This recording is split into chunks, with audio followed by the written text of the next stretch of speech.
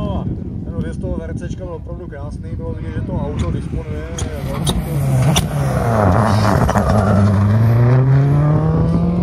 modernější a přestože když si Honza Kopecký měl se jednou bavit, trošičku posteskl, že S2000 měla lepší podvozek, tak naopak vyzdvihl vlastnosti R5 toho přeplňovaného motoru, že zase v tomto ohledu je to auto mnohem lepší.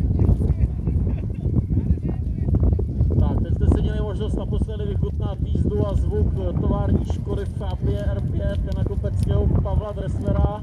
Hned za ním má Jan Černý.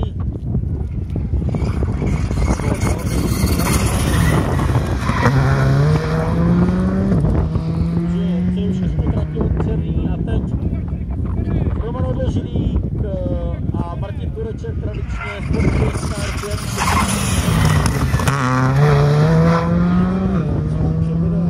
Odložilík, on zajel velice kvalitní výsledek na Valašské revizování.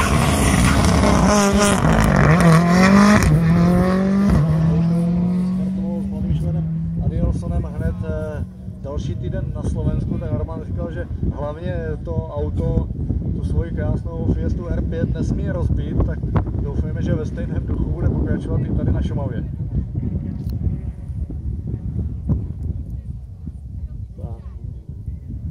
Václav P.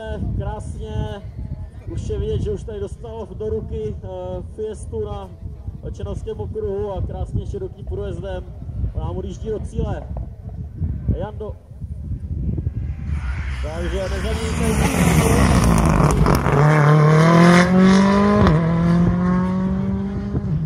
Hned za ním Martin Vlček s Jindřiškou Žákovou s další Fiestou R5. To dodal, že